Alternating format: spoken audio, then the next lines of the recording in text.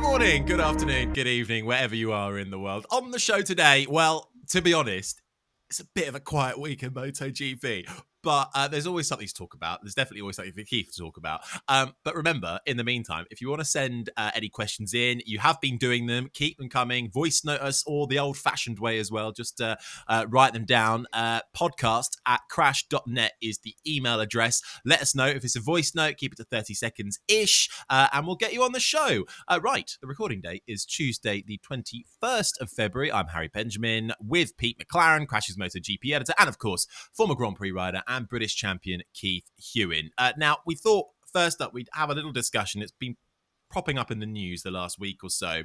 Riders are getting a little bit antsy about the fact that maybe they're not getting the full benefits of that come along with the normal GP races as they are with sprint races, because it seems like there aren't any good bonuses coming the riders' way. There's talk about maybe they're going to implement them. Keith, what do you make of this? It's obviously a bit contentious, but do you think they do deserve bonuses if they win a sprint race? I know it's technically not a Grand Prix win, but you're still first out of everybody else. Yeah, it's a situation that you get all the time, isn't it? When contracts aren't quite underlined in the way that you would want them as a rider. You know, bonuses is a big thing when it comes to rider earnings. You know, top three bonuses are a major thing. Now, you just said it. This is not a Grand Prix. It's a sprint race. It won't be written naturally into the contract. Some will, that's for sure, because some management and some contractual agreements are different from others, of course. And there'll be some managers that are sitting back thinking, we thought about that a long time ago, and it was all covered. But there'll be others where there's a bloody great big, you drive a bus through the loophole. Contracts are always a situation where it's no good cheesing off the other party. You can have a contract, you can hold hands, you can shake hands on something, but if the contract doesn't suit the other party, I'm more, the riders, whinging over not getting paid a bonus for whatever they finish in a sprint race is one thing. But for me, it's the mechanics, it's the technicians, it's the people behind the scenes that are being done over. When we had the increased Grand Prix series, it was increased by a couple of Grand Prix, and they never got paid any more money. Most of the top GP mechanics never got any more money for that. Some would say they're on quite good money, some are anyway. But maybe this is the same situation again. Everyone's going to be working much harder. Might only be a sprint race, but they're all going to be. Every single element of the weekend now is going to be tough. Thursday, press day, all the action. You're unpacking everything Tuesday, Wednesday, wherever you are. That's enough to knacker most people out. It's just getting the stuff uncrated and ready to go. Then you've got Thursday, press day, getting everything revved up and ready to go. Friday, Saturday is intense. It was intense before. Now it's going to be unbelievably intense because although you've got the same amount of track time, you haven't really, because you've now got a race at the end of that. Saturday, and that makes the other sessions prior to that even more intense. So everybody's going to be thinking, crikey, we are working bloody hard here for the same cash. Riders, this is going to sound strange coming from me, I have less sympathy with if they're worried about the money and the bonuses they might get for the race. Most riders would race on a Saturday and are looking forward to it. I think the sprint race is quite an exciting prospect. You are going to go flat out. There's not going to be any management in what you're doing. You're just going to go wring its neck and get on with it. I think that's quite an exciting prospect for most young riders. Maybe a few older ones might think, we've got an extra race and da. But I'm looking forward to it, and I think they should be as well. But it's the people behind the scenes. I hope they're being remunerated according to the extra stress levels and the extra work levels that they're going to have to go through. I sound like a unionist now, don't I? Like someone. Maybe I should join the railways. You are right, Keith. It all comes down to the wording. We saw this a bit in the COVID season, didn't we? That really short season where some people, their contract said they were paid per event, and suddenly they weren't going to get anywhere near the amount of money they thought they were. Others were being paid per season. They were laughing. I mean, they were getting the same money as doing a full season, and it was 14 rounds. So I would think, we've gone a couple of years since then. I would think that, the teams of the factories, actually, we also saw with the rider contracts where they have these options, these mysterious options, don't we, that expire. And I think it was, instead of putting halfway through the year, they'd put a date as in July. Now, of course, because the season started later, a lot of the options almost expired before the first race had begun. So now most contracts, when they say, they don't say a month, they say halfway through the season, just to cover themselves for that kind of thing. So it's all sort of building up from a few years ago, maybe. And the terminology, you know, is it a race? Does their contract say they're paid per race or per Grand Prix? All of these things that maybe didn't matter beforehand suddenly are going to be quite significant. And maybe riders are going to be looking at their manager and going, why did you do that? But of course, you know, and then the manager says, well, it's nothing to do with me. So there's going to be differences, because some people are going to get paid, some people aren't. And this is where you're going to see the friction, isn't it? So, you know, let's... Well, I've had some pretty tricky contracts in the past, that's for sure, and I'm quite good at reading contracts for a bloke who isn't very well educated. And you just need to be across all the little duck. You almost need to think like a criminal. Where am I going to get away with something? Where are they going to get away with something? And it's literally that simple. You've got to look for that loophole that isn't there yet. And most of my contracts have been really tricky in the past. And broadcast contracts are as bad as racing contracts. I've got to say that probably broadcast contracts are even more difficult because they're done with massive corporations who just have this kind of standard contract that goes across all of their so-called talent. Oh, wait, you get contracts? And... Mine's just verbal. Diarrhea. It is very, very tricky. And I mean, I did have this exact experience in the pandemic where, you know, the contract that I had was read differently by both parties, by each side of the divide, and we had to come to an agreement in the end over that, and it was quite a negotiation in the end. Of course, I thought I was right, but they had the big lawyers and the corporate side of things with them that thought they were right. In the end, you know, all came out good, but it was a big negotiation, and I can see that going on a little bit with this. But like I say, I'll come back to the moral issue. The moral issue is the one that is the most important here. Contracts are just contracts. They're just bits of paper. They're things that you deal with as a matter of course.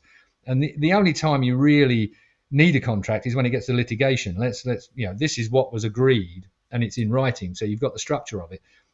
From a sporting perspective, it's no good forcing someone to do something they don't want to do. You might as well, you know, break the contract. It's in everybody's interest to let them go. I think a contract is only really for the courts to decide if there is a big battle that ensues at some later stage. But from a moral perspective, like I say, if you are working twice as hard, mind you, again, it could be argued, I suppose, these guys get paid twice as much as they perhaps should do. So if they're going to have to work twice as hard later on, then that's fair enough as well. There's so many angles to it. Personally, I would say that nobody wants to get stuck in this. You know, the ultimate goal to be focused on is to do the best job that they can possibly do. And we are going to have, I think, a great season, forgetting about all this contractual. So we're only talking about it because we've got nothing much to talk about this week. Don't give it away. But I mean, Keith, you were back in the day. I know you were only paid, you know, what, a couple of shillings per mile or whatever. But you know, did you have any little bonus clauses? What were your little contract divots? Everybody has bonus clauses. It's how you make your money. If you're a newbie, for instance, and you're coming in, and they won't want to pay you a large amount of money to just ride for them. That's when you're on the way up. So what you do, if you have confidence in yourself, is you really squeeze them for massive bonuses. So for a win, for instance, we'll just say 50 grand. If you take a win, 50,000 quid. Because A, they're betting on not having to pay it because you ain't going to win. B, if you do win, they're going to get 50 grand's worth of coverage out of it. So at the end of the day, bonuses are the thing that you make all your money out of as an up-and-coming racer. And the guys at the very top, if you can't squeeze them for the multi-mega bucks deal that you want to squeeze them for, you get big bonuses into your contract, written into your contract. And that's why these guys are kicking off, because some of them won't be getting paid a baseline of anything like what they want. They rely on their bonuses. Now that they're racing for another one, they can see double bubble coming their way here. Suddenly they got an opportunity to earn double the money over the weekend. Now, I would say to a man, no rider gives a flying what's it about the amount of money they're earning at this stage in their career. They're only out there to win races. Management, though, are there to look after them and tell them not to be so bloody stupid. Money counts and careers are short. You know, you could end up with an injury that precludes you from any further taking part, you know, in a minute if it goes badly. So The fact is management is there to make sure that you're covered as a professional motorcycle racer. Even taxation, I can go through that if you like as well. You can retire legitimately at 35 years old. HMRC, people, taxation organisations around the world recognise professional sportsmen that your effective career comes to an end at a much earlier date than it would do if you were a normal working person. That's speaking as an oldie. I don't know how it is right now, by the way, so don't ever take any tax advice from Keith Ewan, please. But it used to be the fact that you could retire much earlier and draw your money much earlier in your life than you would do if you were an ordinary working person that worked for a normal corporation. So there are so many elements to this that the management must get right. That make a big difference to a rider. I mean, I can go through riders that are much more famous than I, that were really, really quick guys that have ended up having to dig holes in the street because they've managed their money so badly.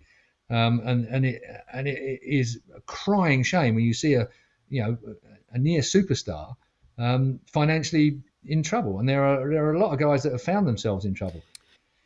And there are others that end up as major politicians in France and places that if we can go through that, if you like, as well. Harry, are we really digging? Are we really scraping like the barrel? Let's talk about pensions next. I'll tell you what, that's a good subject. Sure. I hope you're tucking some away, young man. Nah, I don't need it. I'll work till I'm dead. Pete, go on. You're about to say something. I was just going to say that the one twist on this that I have heard, I'd be interested to, because I think Keith could shine light on this as well, is the insurance angle by doing extra races. Now, I don't know, do you just pay a bigger premium, or would the insurance company go, hang on, we're insuring you for 21 Grand Prix. You were doing a race. I have no idea, but that's the other angle on this that I've heard. I don't know what you think about that, maybe. There are so many implications to what's gone on that I think that not everyone has fully understood, Pete. And I think the insurance angle, I mean, particularly at the moment, I mean, insurance has gone through the sky everywhere. I mean, look at the debacle in Northern Ireland.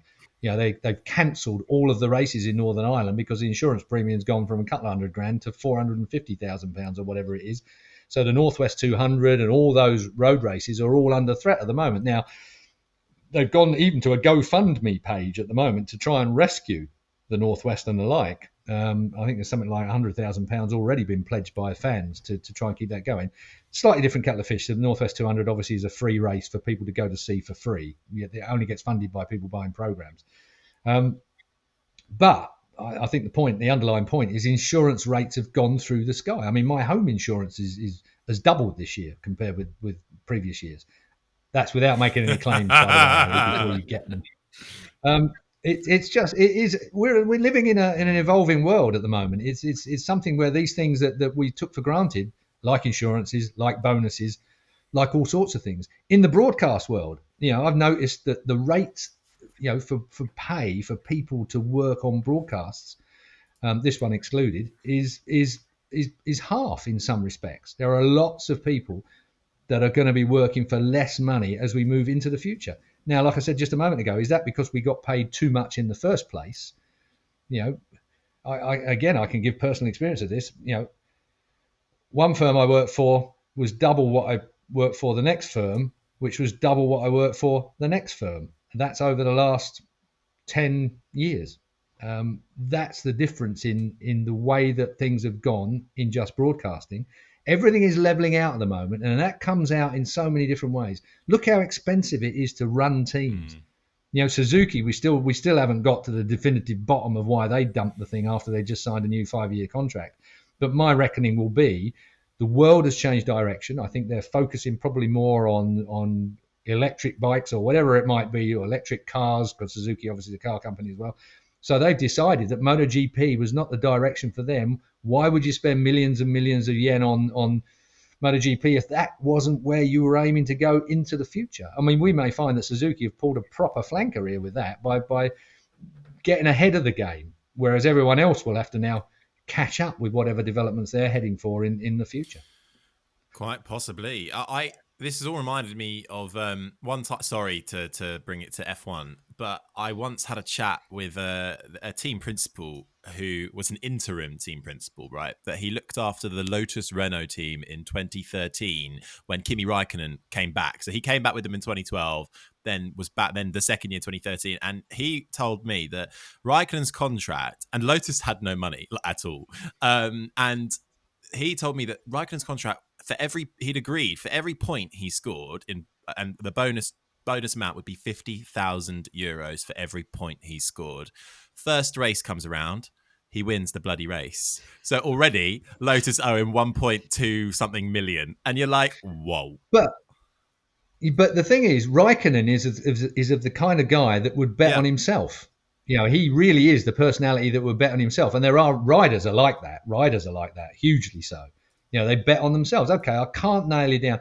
I always think that the bonus money is the backup plan. You try and get the default money sorted out, and then you hit them with the big, well, okay, I'll agree to it if you'll pay me 50 grand for a win, 25 grand for second place, 5 grand for third place, or something like that. Rah, rah, rah, rah. If it can be on points money, even better. Speedway's points money. Everybody gets paid points money when you're racing in the elite league or whatever it might be. It's points money. And the wonderful thing about that is you finish second to your team, you get paid first. No, really? You know that? Yeah. If it's a 1-2 in a speedway meeting, so you don't interfere, so you're not racing against each other. You second paid win. No way.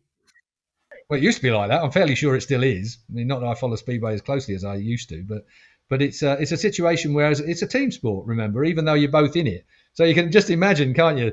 Two road racers. Yeah, I'm going to be on the same money finishing behind him. That ain't going to happen. Not at all.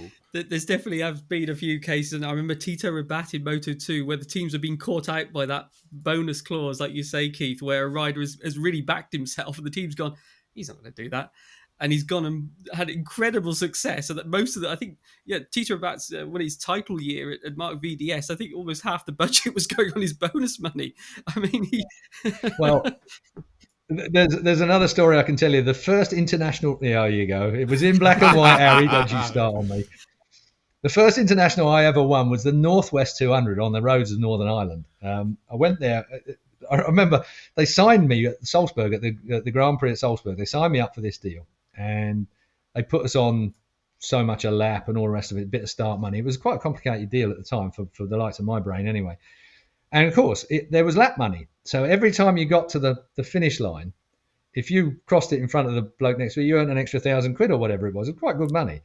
And John Newbold, bless him and God rest him, every time I got to the line, he'd pip me by half a wheel and he grabbed the lap money. Every bloody lap, the 6 laps or whatever it was back in the time. The only good thing about it was I cottoned on by the end of the race and I won my first international race and took all the money in the end, the main money, which was to win across the line. But the bugger, I'm sure he came out with more money than I did in the end, just by pipping me every time across. Maybe we ought to have lap money in MotoGP. Yeah, back in the day. Back in the day, eh? Solid tyres and 2-strokes. Have some of that. Black and white as well. You be careful. Let's leave the sprint race chat, bonus chat there, shall we? Clearly, there's a lot of money flying around. Not enough for the riders, but hey ho. What have we got coming up tomorrow? Well, we're recording this on a Tuesday, aren't we? So, Pete, Honda are doing their launch tomorrow. Because we've already seen the bikes, we've seen about 5 million from Honda, but is this just a livery again, do we think, or what? Yes, it is. And of course, with Honda, because of the Repsol partnership, which started in 1995, it doesn't normally change much, does it? Let's be honest. So you could bet on it being orange. Shock. So yes, this is, and actually at the Sepang test, they were doing, I think on the day before the test started, they were doing all the photography for this launch. So we couldn't see it, of course, it was in the pit garage, but so they were getting everything ready then, as far as the photos, official photos and all that kind of stuff, even though they rode with the bikes in black, and okay, there was a bike from last year in the old colours, but yeah, you can expect a bit of a tweaked livery, but I mean, they're not going to get it. It's also an iconic livery now, isn't it? You see it, Repsol Honda, it rolls off the tongue. And unfortunately, the success, they had incredible success, all those champions, wasn't it, from Mick Doohan onwards. But in the last couple of years, it's all come apart with Mark's arm injury. So, it'll be... Well, the biggest thing for Repsol's already kicked off, hasn't it? Real Madrid with Marc Marquez riding through the launch of his new docu-series thingy that's out. I mean, that was a massive event. I mean, huge people turned out for it. And Madrid's a lovely city as well. I mean, I wouldn't have thought Madrid was the place for launching, but of course, when you're Repsol, the biggest city, culturally, it's a fantastic backdrop to such a thing. But I was amazed at how many people turned out for that. Or maybe I wasn't. He's a hero, isn't he? Well, speaking of, we've had some questions come in. This is a voice question from Tarun. It's about Marc Marquez and those potential Ducati options he may have. So let's have a little listen to what Tarun's asking. Hello, Crash MotoGP team. I'm Tarun from Pune, India. My question is related to the speculation of Marc considering Ducati for next year. Ducati right now seems to be pretty comfortable with their factory rider duo, and maybe they won't want to tinker with this combination just after 1 year of Pecco and Enya being together. So the only other two seats possibly available with the latest factory bike could be at Pramac. Now, that brings me to my question, which is if at Ducati, Pramac is the only realistic option for 2024 for Marc, would he swallow his pride and accept a Pramac seat or wait for 1 more year just to get into the Reds? Just as a side reference, when Rossi went into the Ducati, he got into the Red team and was treated there as the leading rider. Thank you. What do we think? Thanks, Karun. Good question. And it's one that's in everybody's mind at the minute, isn't it? What will Marc do if Honda don't stump up with the bike this year? Which I don't think they're going to. So it's a very real question and a very real scenario come the end of the year. I don't know whether it's a case of swallowing his pride. I think that Pramac are on factory bikes. The only difference is going to be that the full factory team is still the full factory team. It's got all the personnel and everybody behind it. And I think that's the hurdle more than any. It's not the fact that Pramac is playing second fiddle to the factory team, but of course that's exactly what they're doing because that's how it is. You can't have two full factory teams, otherwise they'd be painted red and be doing the same thing as the main team. I'm hedging my bets here, but I would say he would be up for it. I would say that Marc Marquez would be up for it, providing he believes in himself, providing he believes that he is fit and still there or thereabouts. I mean, he's had another birthday since then, the poor old devil. He's heading up there now age-wise. So, it's a situation where it's amazing how, as a motorbike racer, how things change. You start off racing motorbikes. It's all you want to do. You just want to be on a motorbike every minute of every day, in your garden, over the fence, in the fields, starting off as a kid. Then you get onto the mini bikes and you're all the time, always, you get blisters on your hands, you're riding the bloody thing so much. Then you get to, like Marc did, come through the ranks, Then you're at MotoGP and you're in your mid-20s and still a real weapon. Now, coming to 30s, it all becomes slightly different now. I always think there's a sweet spot in motorbike racing. I think it's around 28 years of age when your talent and your maturity meet in a very, very, weaponized position. It's a situation where you're smart enough, you've got all the tools, you've done it, you've seen it, you're ready for, again, 28 years old, I think is the peak of everybody's, in my view, on a racetrack. And after that, other things start to sneak in. Family, dogs, children, whatever it might be.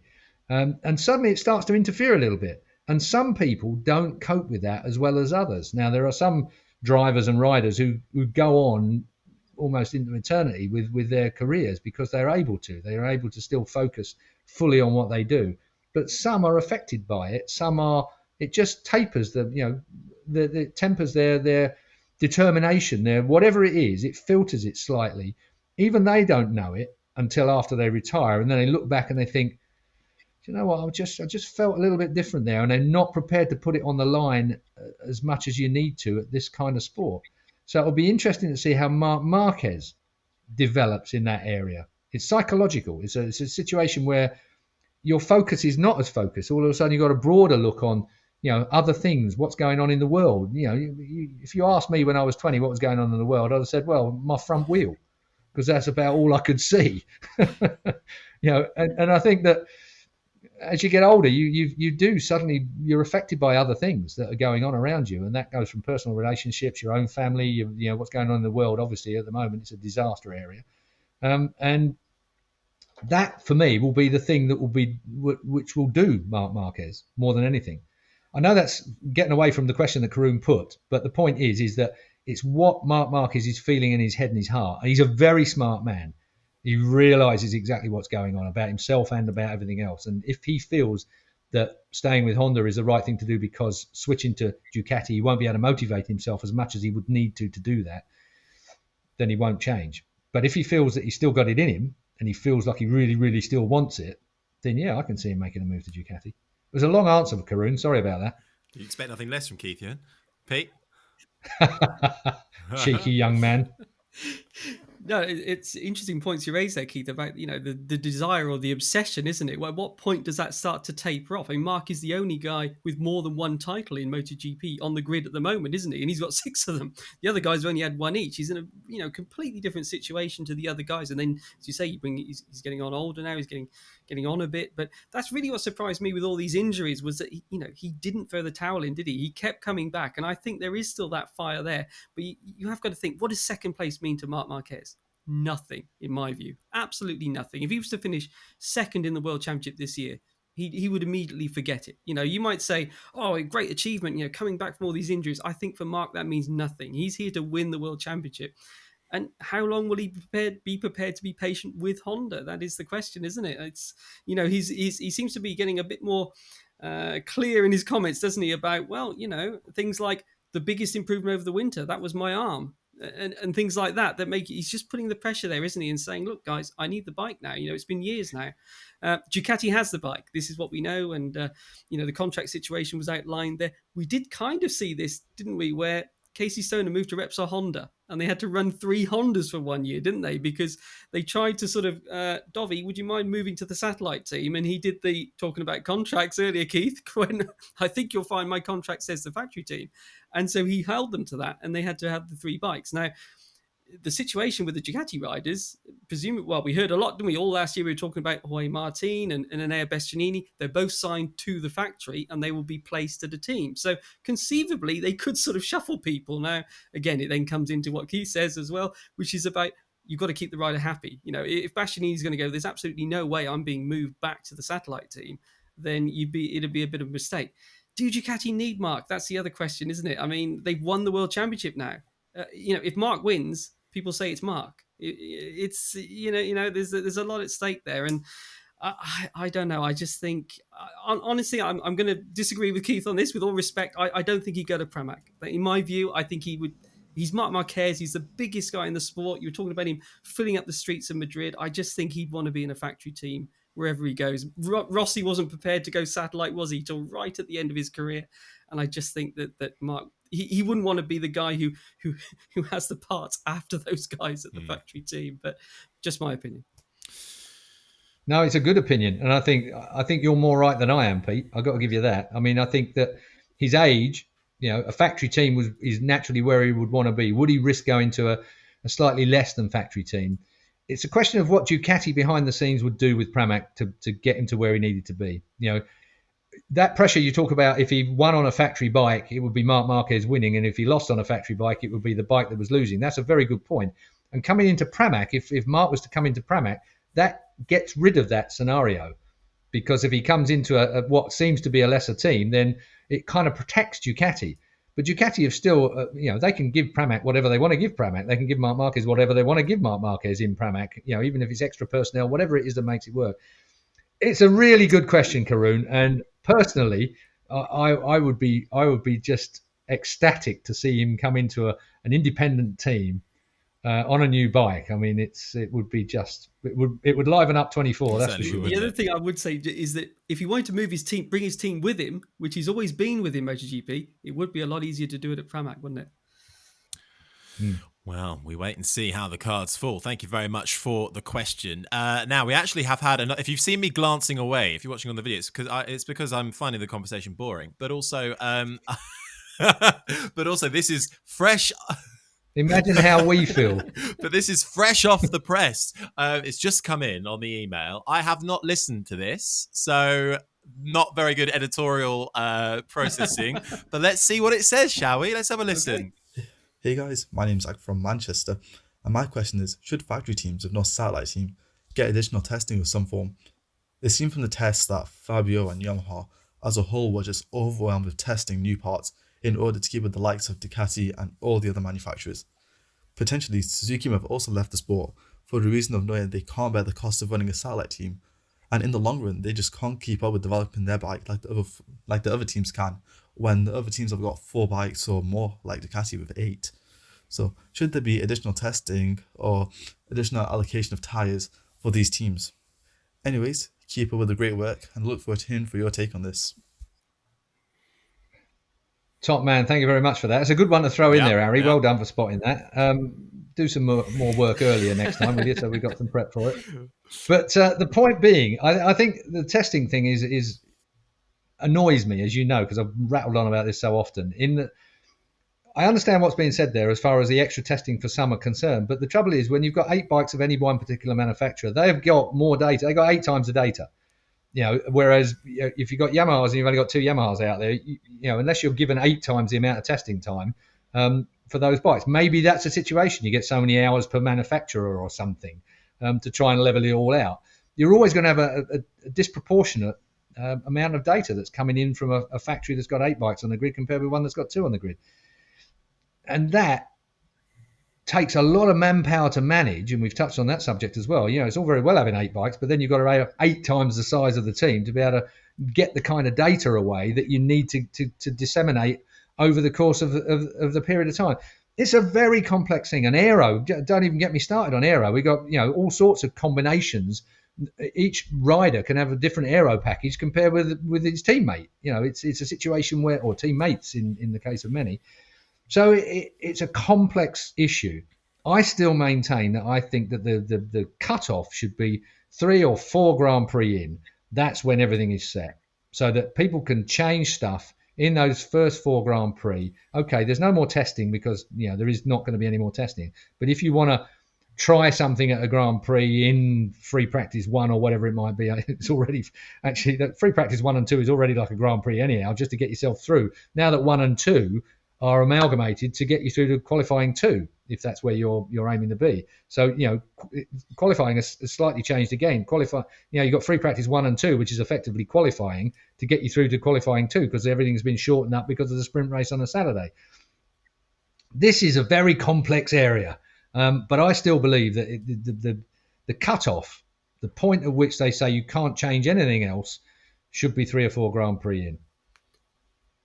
Just my opinion, of which I have many. No, I agree with Keith on that one. I think it would be a good move, and it's difficult for the teams like Yamaha. Bring the teams that are trying to catch up. You've got to make bigger changes, haven't you? Because it's that escalator. Everyone's moving up. You've got to try and jump forward. So you have to take bigger risks. Let's say more parts. So then you need more testing time, and it all compounds itself, doesn't it? Because if you go the wrong way, you then have to go back a bit. And at the same time, you've got people like Ducati, Aprilia, who are just tweaking around the edges on something they know works, a proven package. So it is really difficult for the guys like KTM, Honda that have all these things to test. They're trying to not just improve at the same rate. They've got to try and catch up, which means, as I say, more things to test.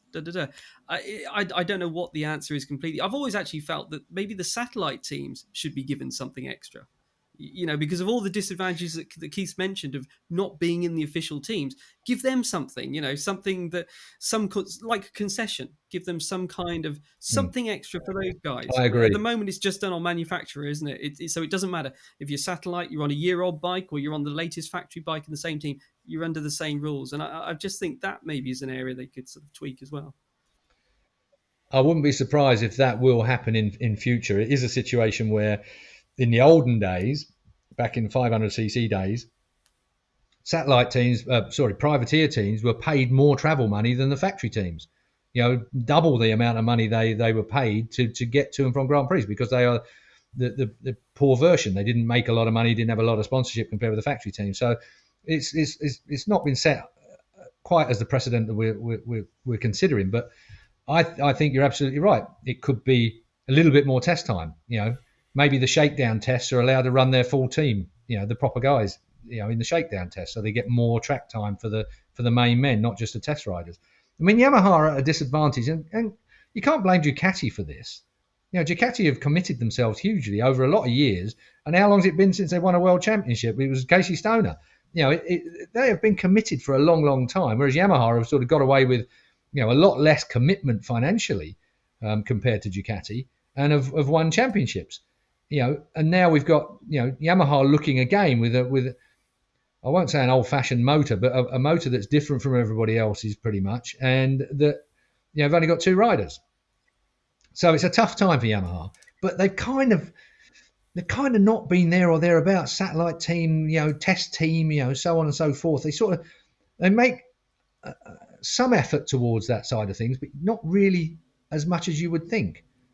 For me, I think Yamaha are probably looking at the old budgets and the like and thinking, crikey, the amount of money this is costing us, and we're not going in this direction again. It comes back to what I said about Suzuki. Suzuki jumped ship after having just signed a new 5-year deal with Dorna for MotoGP, and they jumped ship and paid the penalty to get out of it because obviously directionally somewhere that company is heading somewhere else. They're looking at something else in the future. Their model range on their road bikes are pretty old-fashioned, if I might say that. I love Suzuki's, but they're looking fairly stale. And perhaps that, too, is an indication of where they're heading for the future.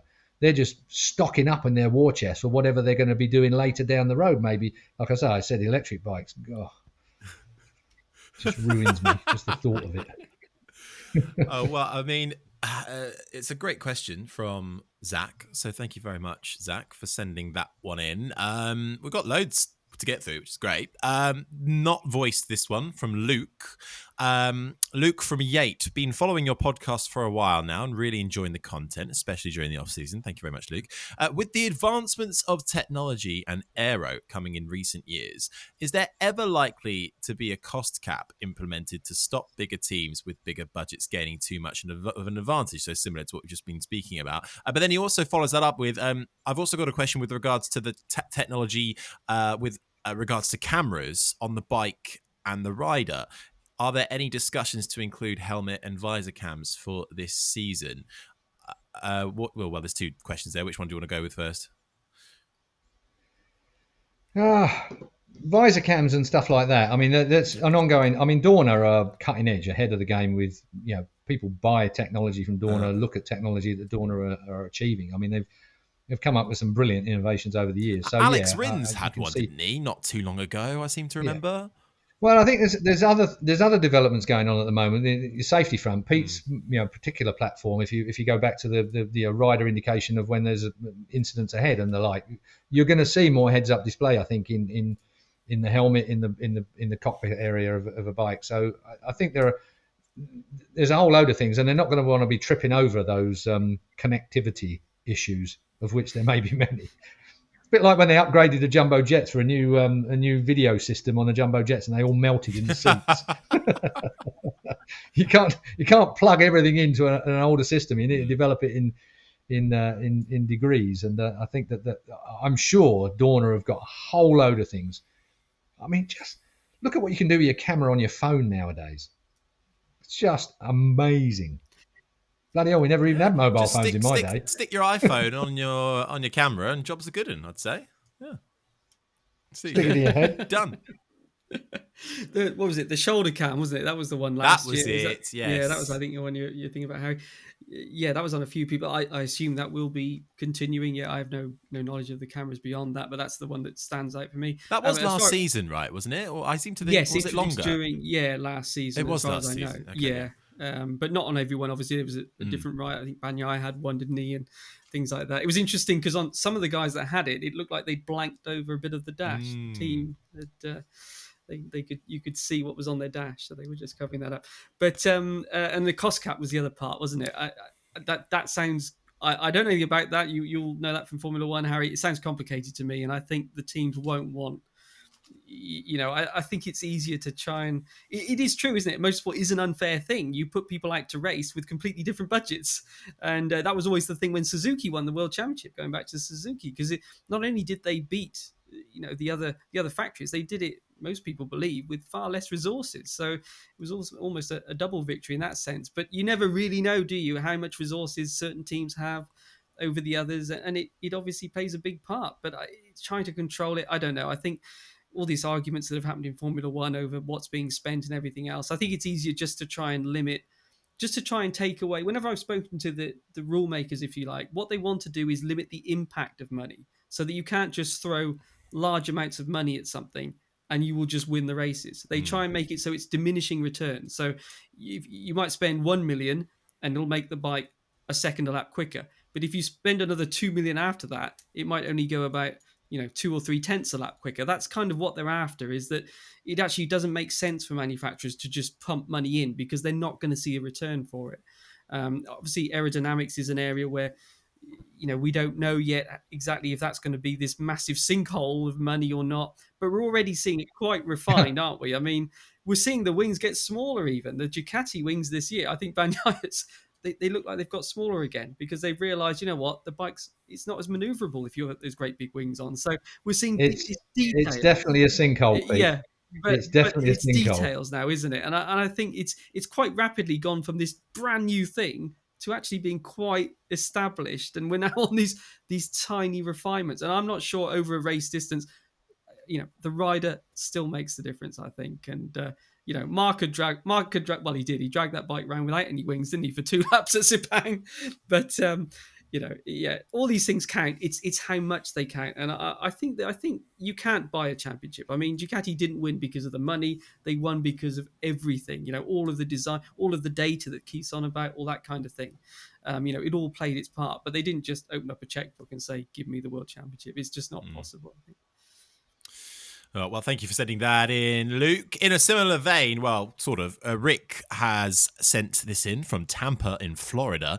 With the exception of Rossi retiring, do you think that the cause for the drop in viewers in MotoGP is due to the direction it appears to be going with increasing electronic aids and aerodynamics? I have a theory, but that's just me. Interesting that, because Pete and I, before you joined us earlier on, Harry, were talking about. I was late. Cheers. Before your alarm clock went off, Harry. Yeah. Use my pajamas.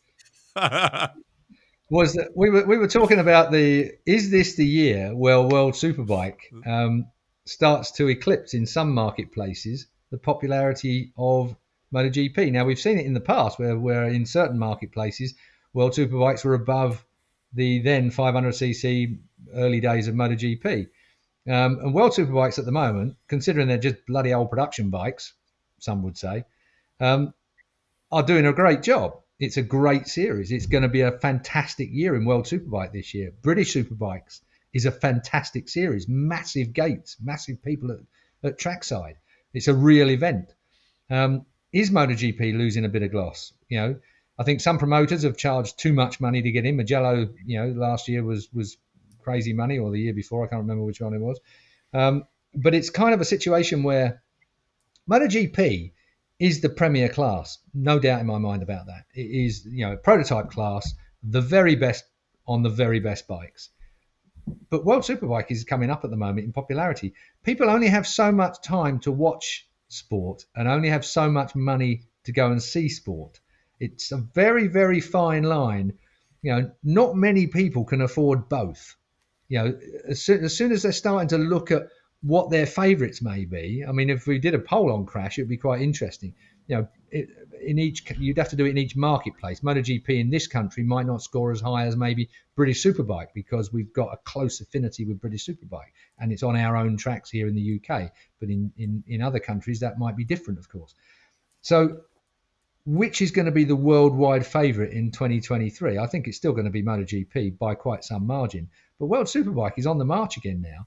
And that gives Dorna a real dilemma, because they own both. They're both owned by the same, promoter, by the same organiser, by the same group. And if World Superbikes, maybe they'd be happy to see both. I mean, there was a time when it was looked at, crushing World Superbike out of the marketplace, just because it was, the market wasn't able to sustain 2 big championships like that in motorbikes. So it's going to be a very interesting year this year. Will it be World Superbikes, top of the tree, or will it be MotoGP? I feel it will still be MotoGP, but watch out, guys. World Superbike is coming again in 2023. And what about Moto E? Could overtake them all, Keith. Not if it lasts longer than 7 laps. Sorry, I had to say. Look, I tell you what, Moto E was a very, very clever, very shrewd way of making sure that Dorna kept control of that situation. Bernie Ecclestone was an idiot and lost track of what happened when their Formula E came about. Someone completely separate to the Formula One, organisation, they let it go off to one side. And there's been quite a reasonably successful series now, Formula E, but it's not controlled by anybody to do with Formula One. Now, that wasn't a sharp move, was it, by Formula One, considering that they are invested in hybrid systems. So therefore, there is a bit of electricity into a Formula One car. So they could have really, if they'd been smart, like Dorna, have kept it in-house, which they didn't. I'm sure Liberty wouldn't have ever have made that mistake, but Bernie, being a little bit older and maybe a little bit more stuck in his ways, wasn't gonna get involved with that, the same as he was with social media. Now that social media is allowed around the paddock in the Formula One, it's exploded. Formula One is in the best position it's been in for donkey's years. But in MotoGP, Moto E was a shrewd move. Keeping it, it's a World Cup, by the way. It's not a Grand Prix. So the Moto E series is a World Cup. It's not even classed as a Grand Prix. Don't get us started on sprint races. Imagine the bonuses there if you could do all three. But the point being is Moto E is not really, I don't think it's showing off electric motorcycles in the way that it should do. This year will be different, obviously, because Ducati have got it under its wing, and it's going to be a lighter motorbike, and it will be a better, saleable product than perhaps the Energica thing was in recent years. But MotoGP isn't committed to going electric. MotoGP is committed to going sustainable fuel, which I'm a believer of. I just think that the whole electric thing is a bit of smoke and mirrors. And the more people I know that have got electric cars that want to go anywhere, I've got that anxiety of being able to get to where they're going to go and maybe being able to come back again without filling up or whatever it is, because it's such a major problem. We don't have the infrastructure for it. We don't have the power stations to keep it running. If everybody was running bloody electric class cars at the moment, your house would be going dark. It's just not there yet, and I don't believe it's a sustainable thing. Then you get into the minerals and the stuff that you need to make the batteries and how far they have to travel around the world to get here or get to the manufacturer and so on and so forth. If you had from cradle to grave costing or environmental edit, what's the word I'm looking for? Yeah, edit will do, of the whole thing. It's not that viable. It's not, not from what the information I've got. If you live in a city, electric cars, of course, are perfect. If you're a person that is cycling, walking with your children and all the rest of it, then yes, of course it works and it's the right way to go. But whether it is going to be the thing of the future, I'm a believer in hydrocarbons and so on and so forth for me, and a sustainable fuels. I'm sorry, I should never have brought it up, should I? I think question, Harry. I don't even remember anymore. All I could think about was we talked about this like 2 years ago, and I still remember, or a year and a half ago. And I think our Moto E podcast that we did is still one of the highest amounts of listeners we've had. So clearly, people love Moto E, and we're great to say that this show is brought to you by Moto E. And no, not quite. That'll be me fired then. Let's do one final question, shall we, before we wrap things up. Thank you for sending them all in. And this is from Serban from Romania.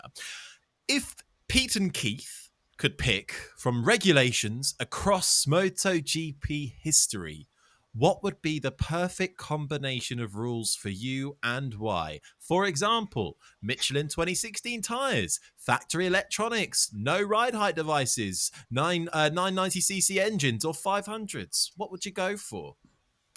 Great question, Serban. What a great question. I love that question. That's a I'll hard tell you one. what. It's a very, very difficult one. Unlimited tyres, whatever they might be. Yeah. From a rider perspective, you just want to bung a new one in every time you go out. So unlimited tyres would be quite cool.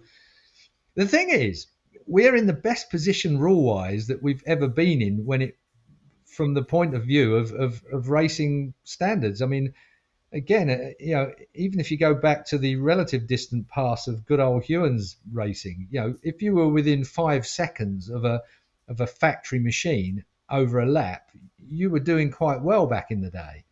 That's unacceptable. You would have like one guy that could lap near enough all of the field by the end of a race back then. Now, is that the good old days? You see, I don't think it is. I think the good old days are now, where we're talking about thousandths of a second between each bike. A second covers 24 bikes on a good test. You think, crikey, we've never had it so good from a closeness. But of course, that then promotes a safety issue. We've seen it with Moto3 and particularly Moto3, but Moto2 and MotoGP. Everybody's so close. When you get somebody tangled up, it's a big one. And so the evolution of motorcycle racing is in its best position from where I'm stood. From a personal perspective, chuck as many tyres as you like, be allowed as much fuel as you like, but then you'll end up, as soon as you do that, you'll end up with a disparity. If Ducatis were allowed a couple of litres, 3 litres more fuel, they could unleash that Desmosedici motor, and you would find that it would suddenly add 10 mile an hour on everybody else again. If you allowed Honda to keep their inertial platform and their ECU that they had previously, then electronically they were ahead of the game. They were ahead of what they're running now, and it tamed that Honda into a real weapon back in the day. So there are certain elements that if you allowed them to still be there, you could go back different, 800cc, which was a bit of a disaster, right the way through to where we are now. You can change things, but if you fancied something personally, rider weights, would you have combined weights between bike and rider like they have in Moto3, Moto2? Personally, I think yes, you should. There'll be a few people that are campaigning for that, and there'll be people like Danny Pedrosa who are absolutely campaigning against it. But then again, there are advantages for Pedrosa in that he can straight line it. He's always going to be the quickest because power to weight ratio, he's got an advantage. But then strength wise, he doesn't have, and reach wise, he doesn't have to get around the bike like you need to in some circumstances. So tiny elements of change would make a big difference. And I think Dorna and technical division have worked so hard to get this to where we are now. It would be a shame to muck it up by any opinion of mine. All right, then. I mean, that is the thing, isn't it? It's so close now. I mean, I'm looking back, I'm thinking, well, when was an era that was better than this that I've seen? And the only bid I would want to take, let's say, would be the way they used to smoke the tyres in those early years of MotoGP. If you could take, what did I just say? Just keep bunging tyres at it. Or something with the electronics, or something that allows that kind of spectacular show, shall we say. If they could insert that into the bikes that they have today, I'd pretty much be happy. I'd also go along with the rider weight thing that Keith says, and also because of the fuel limit. I think with the fuel limit thing, if you're a heavier rider, you get punished twice, don't you? Well, if you did away with the electronic side of things, then Casey Stoner would make a comeback, because that was one of the main reasons why he didn't want to play anymore. He didn't like the interference that you'd got from that. He took away from the purist riding style. Most of these riders are going to be just as good with the right hand as they are with the electronics. But who were we talking to the other day? Jake Dixon, when he rode that bike, you never felt the electronics interfering with it. You could just turn the thing on. I mean, that is almost eerily unnatural. Most of the production bikes you got, they're all very good. Even road bikes are very good now when it comes to things like traction control. But you can feel them when they bang in. If you've been in your bloody road car, I mean, they're about as, it's horse and cart, old fashioned. It's almost medieval when you get to a traction control on a normal road car. But kind of like that, they've evolved in such a way with a seamless gearbox and the kind of control that electronically they've got. It's magic almost how it all works. Maybe they shouldn't have that. Maybe it should be more. Well, I don't think so. I love a prototype series where stuff is moving forward. Well, great question though from Serban. It is a great question. So thank you for sending that in. Let us know if you've got any particular wants out of what you would like to see. Let us know in the comments, and be good to see. Have a little bit of a debate. I think though we'll leave it there, guys. We made it. Nearly 55 minutes. Not too shabby. Not too shabby. Make sure you are tuned in across the week to crash.net though for all the latest news and analysis across the week, and we shall be back with you next week. Get your questions in, leave them in the comments section, tweet, Instagram, or Facebook us, search Crash MotoGP, or the email is podcast@crash.net, and you too could have your question or voice played out on the show. That is it, though. Leave us a review wherever you get your podcasts, and we shall see you next week. But from myself, Harry Benjamin, from Pete McLaren, and from Keith Ewan, bye-bye.